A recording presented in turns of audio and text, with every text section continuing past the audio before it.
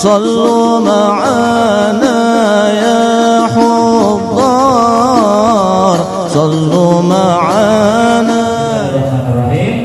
قال المصنف رحمه الله تعالى ونفعنا به وبعلومه في الدارين آمين.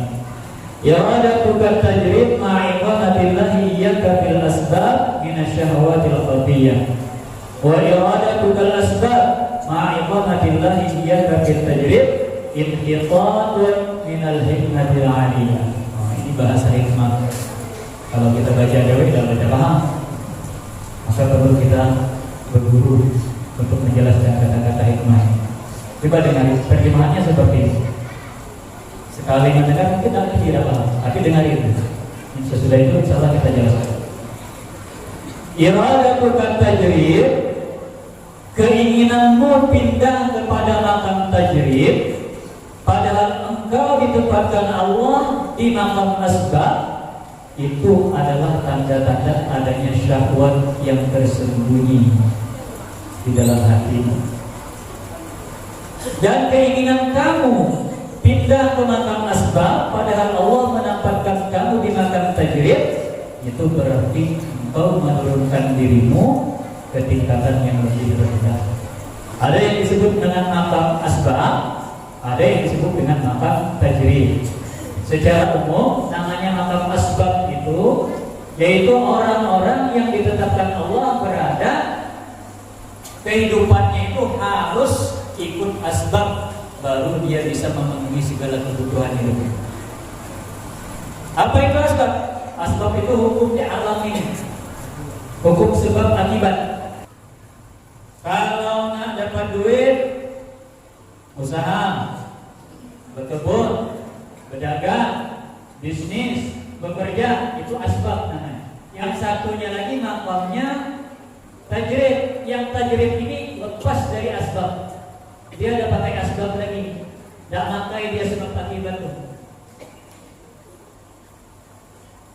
Kalau nak makan, minum, sebagainya, dia ada perlu nak pakai usaha. Diberikan kecukupan oleh Allah Subhanahu wa Ta'ala dari jalan yang tidak diduga-duga. Dia tidak punya kebun ketan, tidak punya kebun karet, tidak punya kerbau, tidak punya toko, tidak punya usaha, tapi dicukupi terus oleh Allah Subhanahu wa Ta'ala. Itu namanya makam tajrid. Nah, sebelum membahas itu, supaya lebih mengerti, lebih paham, kita bahas yang pertama, yang paling utama dulu sebelum masuk ke pembahasan itu, yaitu ayat firman Allah Subhanahu wa Ta'ala yang berbunyi di dalam surah Al-Zariyat ayat 56. A'udzu billahi minasyaitonir rajim. Bismillahirrahmanirrahim. Wa ma khalaqtul jinna wal insa illa liya'budun. Pahami ayat ini dulu baru kita bisa paham kalimat yang tadi. Wa ma khalaqtul jinna wal insa illa liya'budun. Harus benar-benar paham dan diyakini, kemudian kita jalankan ayat ini. Kata Allah, tidaklah aku ciptakan jin dan manusia kecuali supaya mereka itu beribadah kepadaku. Berarti tujuan kita ini diciptakan oleh Allah adalah untuk ibadah. Tujuan Allah menciptakan kita termasuk saudara kita daripada kelompok jin adalah untuk ibadah kepada Allah Subhanahu wa Ta'ala. Ini harus kita pahami. Bukan sekedar dipahami, benar-benar diyakini. Pernah suatu saat Nabiullah Yahya alaihissalam, ketika beliau masih kecil, Nabi Yahya ini anaknya Nabi Zakaria alaihissalam. Ketika beliau waktu masih kecil, di bawah umur 10 tahun, beliau berangkat ke Masjidil Aqsa, kemudian balik dari masjid, ketemu kawan-kawannya sembahyang dia yang anak-anak, diajak untuk main. Namanya anak-anak, gawinya main. Nah, Nabi Yahya ini juga diajak oleh kawan-kawannya yang seumuran dengan dia untuk main. Apa jawaban dia? Ma khuliqtu lihadza. Ma khuliqtu lihadza. Kalau bahasa kita, aku diciptakan Allah bukan untuk ini. Ini anak kecil di bawah umur 10 tahun sudah paham ayat itu. Wa ma khalaqtul jinna wal insa illa liya'budun. Tidaklah aku ciptakan kata Allah jin dan manusia kecuali untuk ibadah.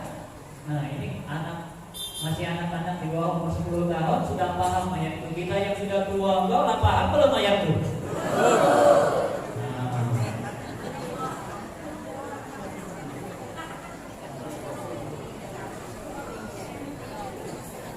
Anak kecil itu tadi diajak kawannya main, dia nggak paham, diajar banyak karena banyak Nabi. Banyak Nabi Zakaria, Nabi yang ngajar anak aja. Anak sekecil itu lah paham, tujuan hidup lah paham dia. Apa jawabnya? Ma khuliqtu lihadza. Aku diciptakan oleh Allah bukan untuk yang beginian. Bukan untuk main-main. Untuk apa? Untuk ibadah.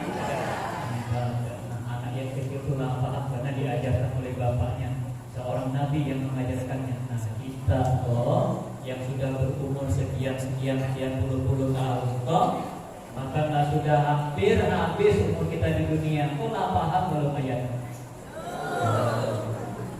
Kalau belum paham, malam ini juga harus paham semuanya.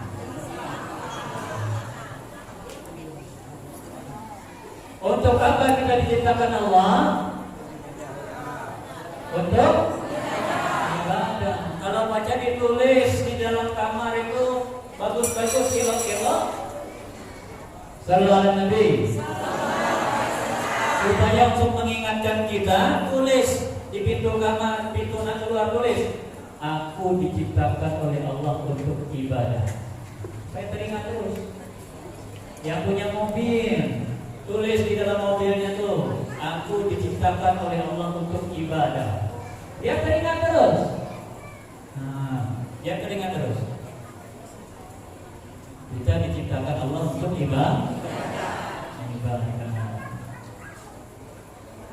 Lagi ada di jalan, ada orang belis dan pernah diam.